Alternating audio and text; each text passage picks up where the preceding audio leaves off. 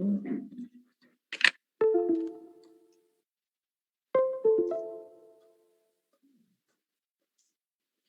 ¿cómo se?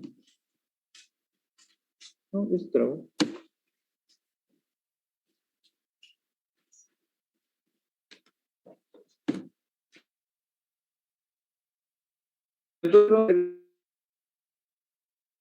Comprender la integración de distintos sistemas, tanto sensoriales, y estos pues van a evocar una respuesta muscular para fijar la mirada.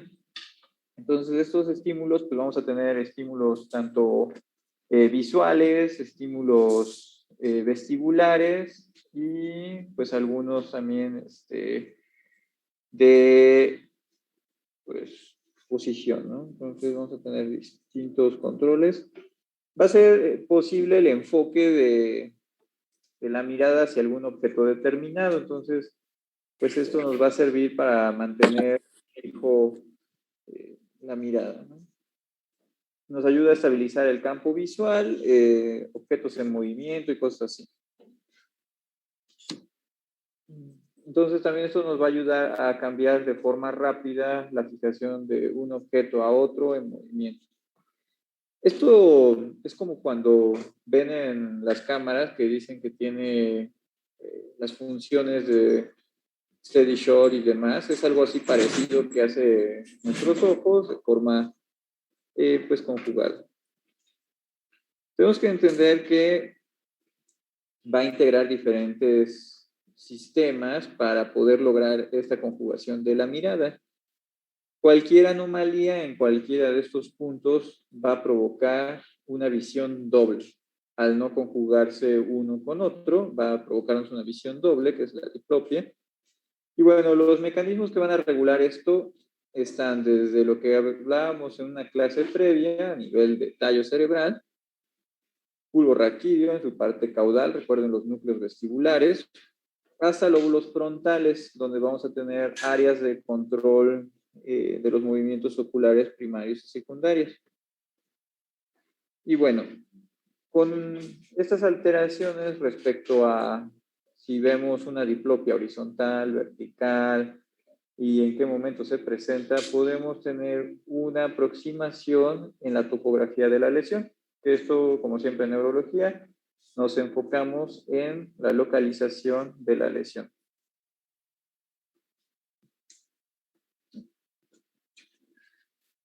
Bueno, primero tenemos que hacer una breve reseña recordando la anatomía de los músculos extraoculares. Vamos a tener diferentes músculos que vamos a tener los músculos rectos y dos músculos oblicuos. Entonces, bueno, 4 rectos, 2 oblicuos. La mayoría de los músculos van a nacer o van a proceder del anillo de Zinc, que bueno, pues va a estar en la región posterior orbitaria y va a ser el punto de fijación, de inserción de la mayoría de los músculos, salvo los oblicuos, que esos tienen otro punto de inserción. La acción combinada de todos estos músculos nos va a dar los distintos tipos de movimiento, que algunos pues son movimientos en un solo sentido, horizontal, vertical, pero también vamos a tener aquellos de rotación. Nosotros tenemos normalmente el globo ocular con una discreta desviación normal respecto al eje visual. Bueno, recuerden que la inervación de estos músculos pues va a estar dada por 3 de los nervios craneales, que el más importante, o bueno, el que inerva más componentes va a ser el tercer nervio, que va a inervar el recto superior, inferior, medial, oblicuo inferior. En tanto que el cuarto nervio nos va a inervar al oblicuo superior y el sexto al abducens. Ya habíamos hablado de estos nervios en ocasiones previas en relación a que si uno falla vamos a tener ya sea ciertas manifestaciones y posibles etiologías de estas alteraciones. Del tercer nervio, bueno, recuerden que sus núcleos motores combinados van a estar a nivel del mesencéfalo. Vamos a tener un conjunto de núcleos motores que van a tener igual una distribución somatotópica para inervación de cada uno de los distintos músculos. Y aparte vamos a tener el componente que se considera pues autonómico, el que nos va a inervar a el ganglio ciliar y que nos va a llevar al músculo constrictor de la pupila, que son las fibras más externas, pero son también importantes al tratar de localizar una lesión, que esto es lo que le da el componente completo cuando hablamos de parálisis del tercer nervio, la afección de las fibras que inervan al músculo constrictor de la pupila.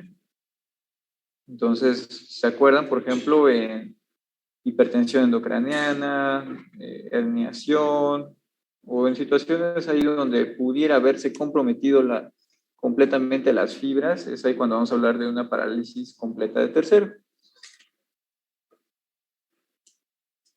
Nacen ahí alrededor de la sustancia pericoidectal y recuerden que va a haber un aporte cruzado de uno y otro lado, que esto también nos va a dar la cuestión del reflejo consensual, que si nosotros estimulamos un lado, a través de esta integración nuclear a nivel del núcleo de Edinburgh-Westphal, vamos a tener también una respuesta contralateral.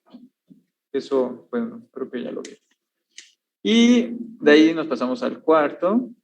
En el cuarto, pues bueno, esto es lo que nos da la convergencia de la mirada al hacer el movimiento de rotación. Nos va a dar la conjugación hacia adentro de los globos oculares. Bueno, de ahí vamos a pasar al sexto nervio. El sexto nervio, pues, es el que tiene el trayecto más largo y es el que ya les había comentado, se puede llegar a atrapar en cualquiera de estos puntos hasta su llegada a inervar al músculo recto externo.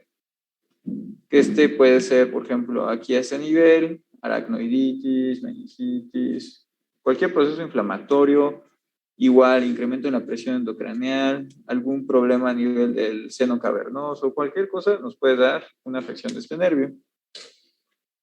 Entonces, bueno, vamos a tener ahora la conjunción de la información visual aferente, que esto, bueno, va a ir desde retina hasta núcleo geniculado lateral, que esto está en tálamos, a través de las radiaciones ópticas hacia el área visual primaria, que está en la corteza occipital, ¿no?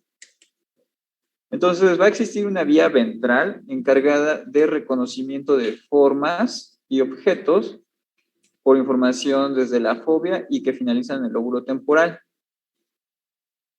No sé si ya hayan visto la parte de retina, pero bueno, ahorita vamos a hablar. La vía ventral y luego está la vía dorsal. Esta va a ser la responsable de la detección del movimiento con información captada desde el campo visual periférico y que finaliza en la corteza preestriada. ¿Se acuerdan de los conos y bastones de la retina? Cada uno percibe distinto tipo de información. Entonces, si se fijan, la cuestión de la vía dorsal sería más respecto de los que escogen. ¿Cuáles son las neuronas más abundantes de la retina?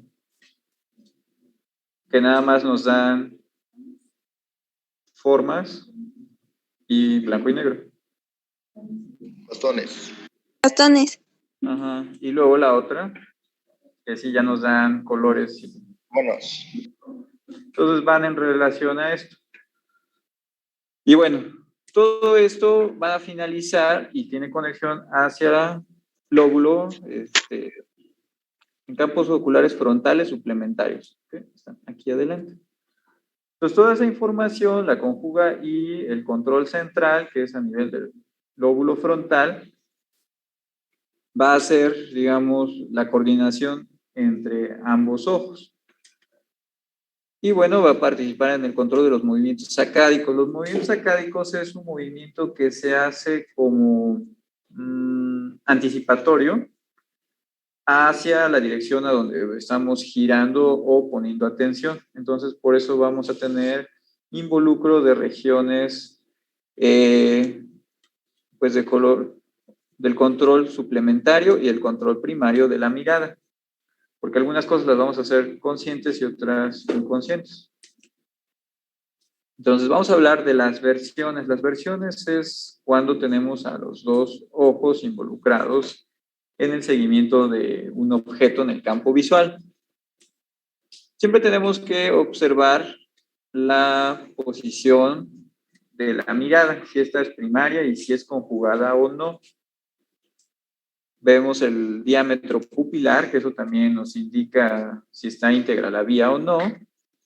Y bueno, vamos a tener movimientos de dextroversión, levoversión, levocicloversión cuando vemos hacia abajo, levo-supraversión cuando hacemos la conjugación o mirada hacia el centro. Y bueno, los movimientos básicos de elevación y abducción. Entonces, bueno, del sistema de fijación nos va a permitir que mantengamos, o así que fija la imagen en el campo visual y que bueno, esto va a estar dado por diferentes circuitos del sistema de seguimiento, como por el nistagmo optocinético, que está a su origen en el lóbulo parietal posterior. El nistagmo optokinético, de hecho más adelante vamos a ver de qué se trata, pero es igual algo involuntario que nos permite mantener un objeto fijo en el campo visual. Y esa es la base de que le dio, pues ahora sí que el principio, gracias a esto. No sé si escucharon en la historia de la cinematografía cómo fueron los primeros intentos de darle movimiento a una imagen fija. Entonces, más adelante vamos a hablar un poquito de eso. Recordando entonces los movimientos oculares, la supraversión, infraversión, levoversión, dextroversión y los movimientos que implican la rotación, que recuerden que estos van a estar dados por la conjugación de los oblicuos superior e inferior.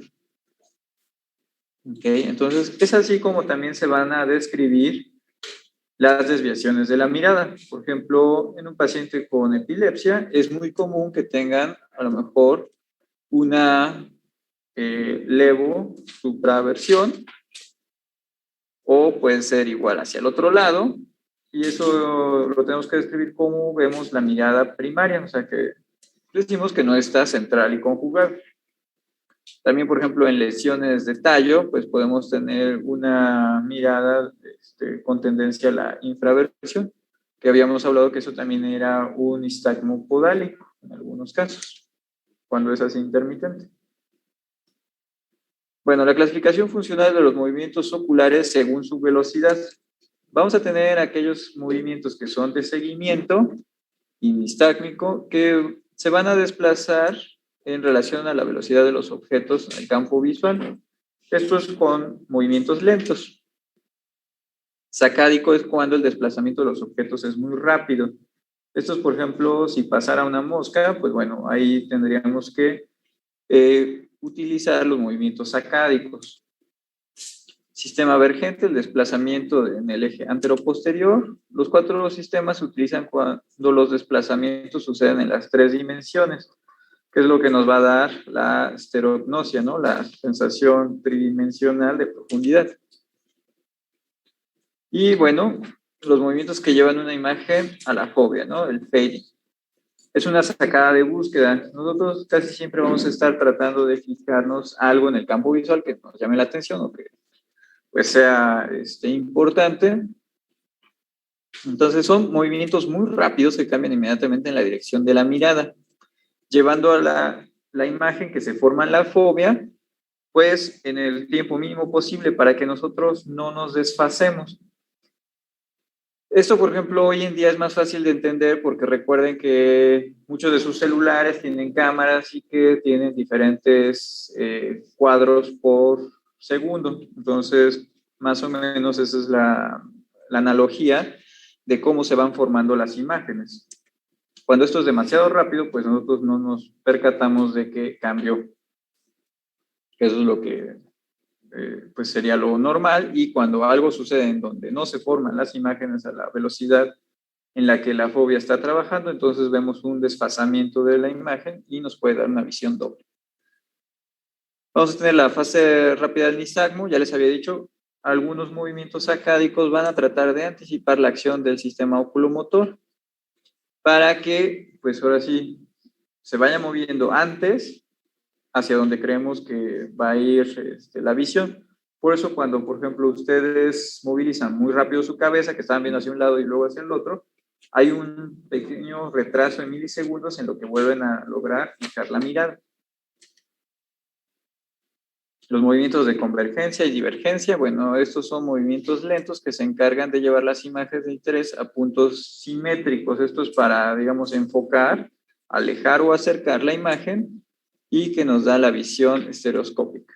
Recuerden que la visión estereoscópica solo la vamos a poder tener cuando funcionan ambos ojos. O sea que aquellas personas que por alguna razón pues ya quedaron como piratas, que ya nada más tienen un ojo, no van a tener visión estereoscópica.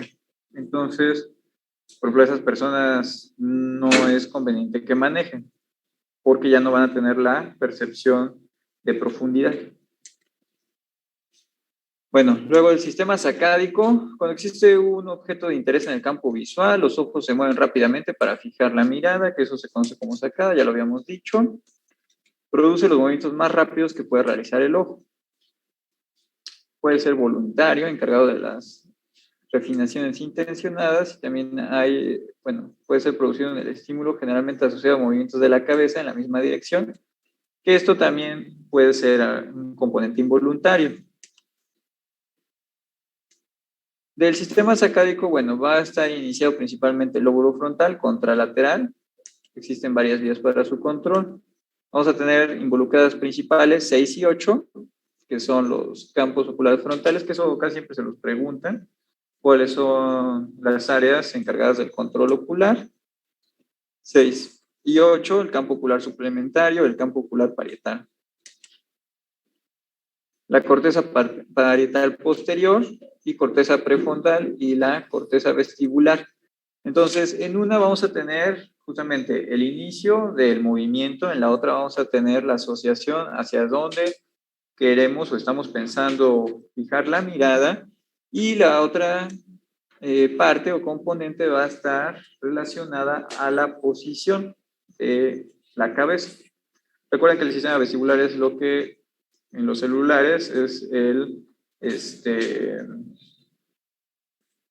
ya ven que tienen como un objeto, como una bolita interna que dice hacia dónde está, si hacia arriba, hacia abajo, y eso nos va a dar lo que se llama en los celulares o dispositivos electrónicos el acelerómetro. Aquí pues nos los dan los otolitos que tenemos dentro del oído, ¿no? Bueno, vamos a tener movimientos voluntarios, que esto es cuando estamos conscientes de lo que estamos viendo y lo que queremos ver. Movimientos rápidos en los ojos en la fase del sueño. También hay durante la fase del sueño, que existen diferentes fases. Ya habíamos mencionado una de las fases, la fase de los movimientos oculares rápidos. Acá, pues bueno, que también se llama fase de sueño paradójico, va a haber una fase rápida del nistagmo evocado, vestibular y optocinético. Fases rápidas del nistagmo patológico también van a estar dadas en este tipo de situaciones. La trayectoria normal de una sacada se produce cuando existe la integración perfecta de pulso y tono. Integrador en esta formación reticular pontina paramediana cerca del núcleo del sexto nervio del abducens. Cuando hablamos un poquito sobre puente, habíamos dicho que ahí estaba también la integración de ese sistema, y que, bueno, lesiones a nivel de puente nos van a dar alteraciones también en el control de los movimientos oculares. Bueno, existirán movimientos imprecisos que necesitarán de la recondición del objeto mediante un movimiento lento. Pacientes que sufren de un infarto a nivel de puente, por ejemplo, van a tener este tipo de alteraciones, que pueden tener un nistagmo, que va a tener componentes mixtos, tanto componente que semeja a lo periférico, que va a ser un nistagmo horizontal, como también componentes centrales del nistagmo que se caracteriza por ser horizonto rotatorio, o que puede ser podálico, también en algunos casos. Bueno, entonces, de los movimientos sacádicos, recuerden que tenemos áreas de integración a nivel frontal, temporal, parietal, que nos van a dar esta interacción. Sistema de seguimiento, bueno, tiene como función el mantenimiento de un objeto móvil en la fobia retiniana. Aquí el estímulo para los movimientos lentos es el objeto fijado que se va a desplazar. Existe una latencia que esta va de los 125 milisegundos con una velocidad máxima de seguimiento de entre 30 y 50 grados por segundo, mayor en los movimientos lentos del reflejo vestíbulo ocular y del nistagmo optocinético. Siempre tenemos una pequeña latencia que esto nos va a dar esa, pues, alteración cuando las cosas exceden esa velocidad. Bueno, cuando aumenta la velocidad, el mecanismo también va a tratar de mantener esto, pero puede darnos las imágenes dobles. Y los movimientos lentos se van a caracterizar por ser conjugados, suaves, controlados. Y bueno, aquí es un poquito más lento y menos la probabilidad de generar visión doble. Bueno, pues posiblemente su control se inicia en la corteza parietal posterior. Existen diferentes alteraciones de los movimientos de seguimiento dependiendo de la localización de la lesión. Entonces, lesión en la vía genículo-estriada. Entonces, recuerden que la vía genículo-estriada, esto va a estar desde tálamos y regiones posteriores. Alteración del seguimiento en el campo visual afectado en ambas direcciones del movimiento. También puede ocurrir en lesiones de áreas visuales temporales, pero solo habrá ceguera para el movimiento, pero sin alteración campimétrica. ¿Qué quiere decir esto? ¿En qué situaciones se presenta esto con mayor frecuencia? Bueno, en infartos cerebrales, siempre para casi todo, EBC. Entonces, en los infartos cerebrales que comprometen la circulación posterior, por ejemplo, de la comunicante posterior, podemos tener alteraciones visuales. Entonces, es acá cuando dice el paciente, bueno, es que no veo, pero realmente es que no esté alterado la cuestión campimétrica, ¿no? O sea, hacemos una campimetría por confrontación y aparentemente todo va a estar bien, pero una parte no la va a detectar. Bueno, la corteza parietal posterior deteriora el seguimiento hacia el lado dañado. Recuerden que del lóbulo parietal, seguramente ya vieron ahí algunos síndromes parietales, pero es a lo que comúnmente en inglés se les pone neglect o que se traduce mal en español, negligencia, que no vamos a ser conscientes de que tenemos un déficit de ese lado. Entonces, esto es como cuando existen síndromes grandes como prosopagnosia, anosognosia, vamos a tener pérdida de esas nocias y no va a ser consciente el sujeto de que le falta esa función. Campo ocular frontal, dificultad al lado opuesto, pero esto sí va a involucrar el control, o sea, acá sí vamos a tener dificultades para el inicio del movimiento, o sea, por más de que esté íntegra la cuestión campimétrica, la cuestión de los nervios del cráneo, que esto lo podemos corroborar mediante otras maniobras, como con la estimulación vestibular, por ejemplo, que hacemos las pruebas calóricas y demás, pero vamos a ver que el sujeto no va a conjugar la mirada porque tiene una lesión frontal. El sistema de emergencias, bueno, aquí es cuando los movimientos de los ojos sirven para centrar, sobre todo para conjugar ambas fobias. Y bueno, nos va a permitir el cálculo de la distancia y la visión estereoscópica, la tercera dimensión. O sea, es lo que ya había mencionado, que siempre tienen que estar conjugadas las dos retinas para poder tener la visión estereoscópica. Se deben al desplazamiento de un objeto a lo largo del eje visual, acercamiento o alejamiento. Producen los movimientos oculares más lentos. Esto sí requiere de más tiempo para que se conjuguen las dos imágenes y podamos tener la sensación de profundidad.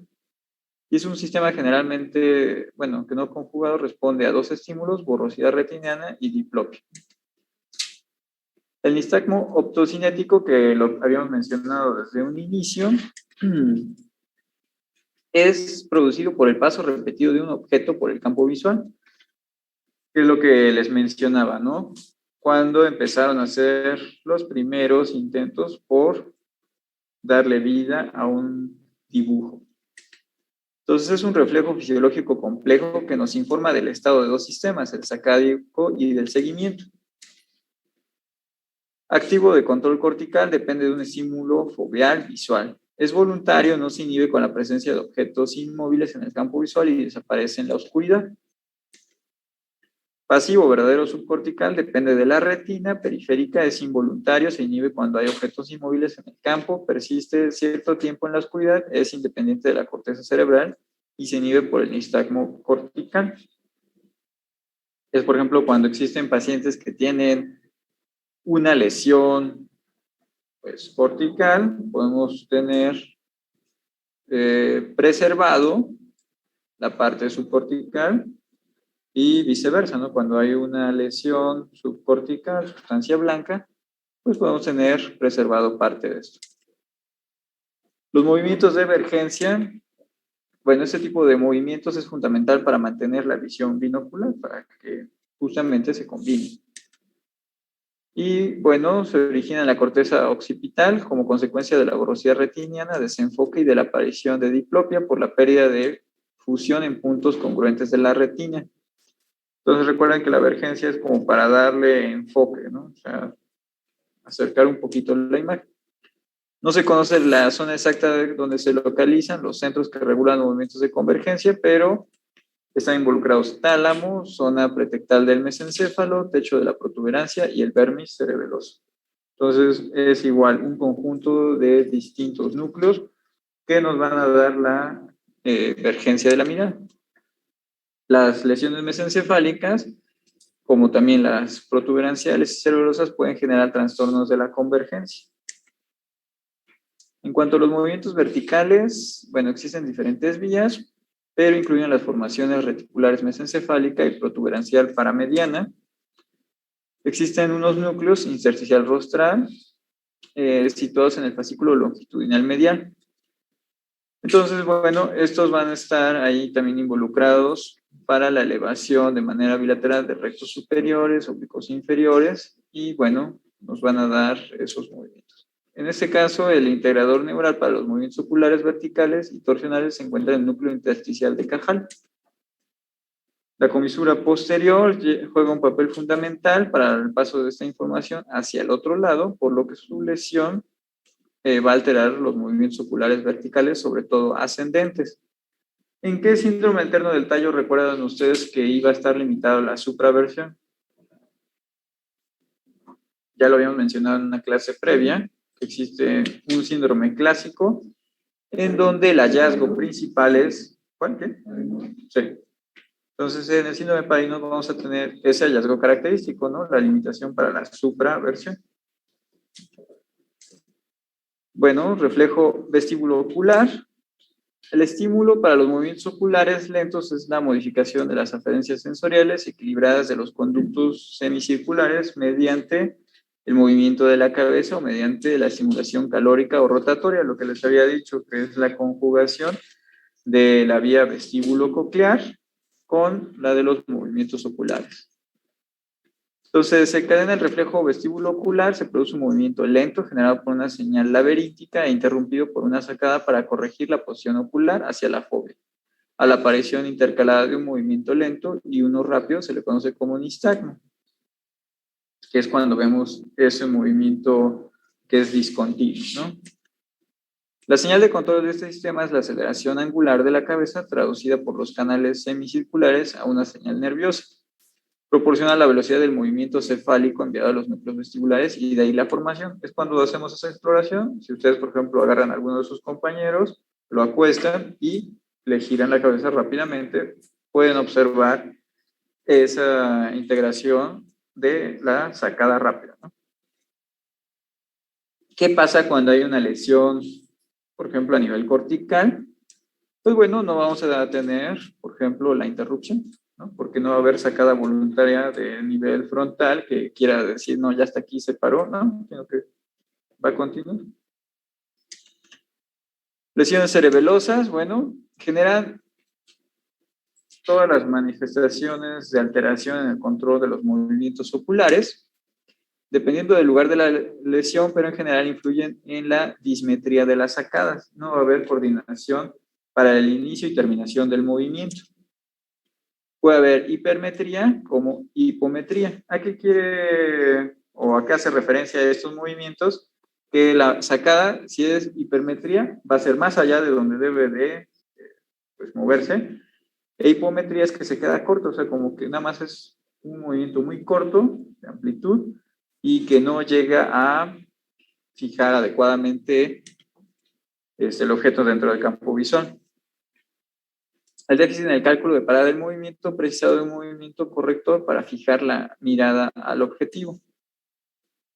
Entonces, bueno, podemos tener aquí diferentes alteraciones respecto a el control de las sacadas. Aquí, por ejemplo, tenemos una de, bueno, aquí lo normal, cuando vemos hacia un lado, luego acá, es cuando existe lesión del fascículo longitudinal medial. ¿Y se acuerdan cómo se llamaba esto? Cuando uno sí jala y genera un movimiento de nistagmo en el, bueno, en el lado que sí funciona versus el otro que está parético. También lo vimos en los síndromes alternos del tallo.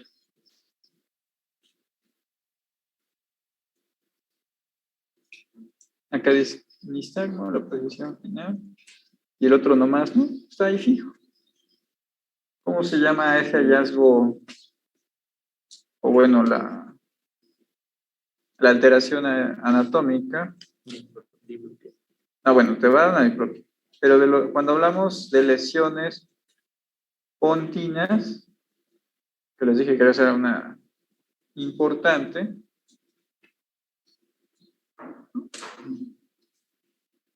la oftalmoplegia internuclear, ¿no? ¿Se acuerdan que en uno sí va a haber el movimiento, el otro va a estar parético, y el lado que no va a estar parético va a presentar un nistagmo que se considera compensatorio porque envía más señal, pero pues no, está dañada la vía y pues no vamos a tener la conjugación horizontal de la mirada. Entonces, con esta imagen podemos evaluar el nistagmo optocinético. Vamos a hacer el ejemplo, a ver, vamos a agarrar a ti como ejemplo. Acérquense alguno. Sí, tú puedes practicar la mirada y tienen que acercar para ver. Entonces, fíjense en los ojos. Fíjense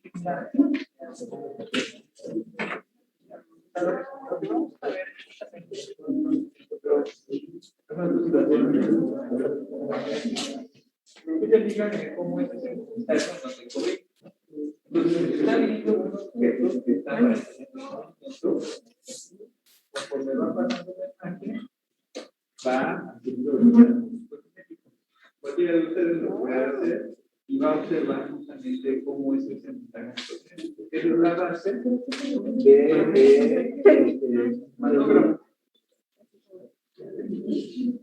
Todo el tiempo, cada día, y pues bueno, con eso podemos observar si está íntegro o no.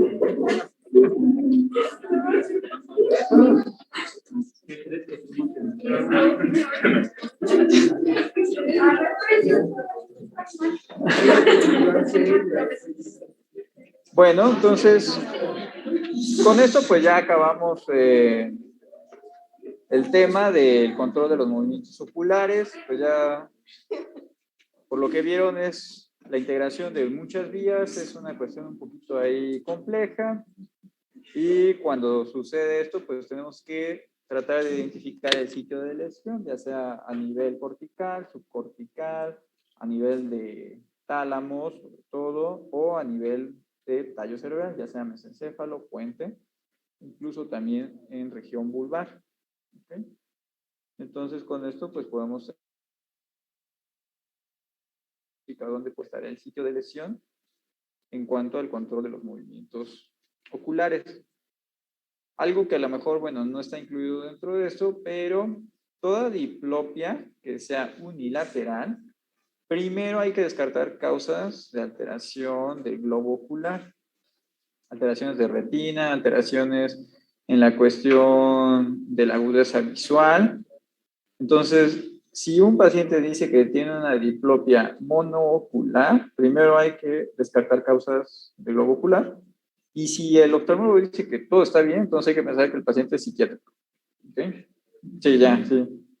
Si el oftalmo dijo que no hay patología en el globo ocular y el paciente dice que ve doble en un solo ojo, ya es psiquiátrico. No hay más. Bueno, pues con esto acabamos.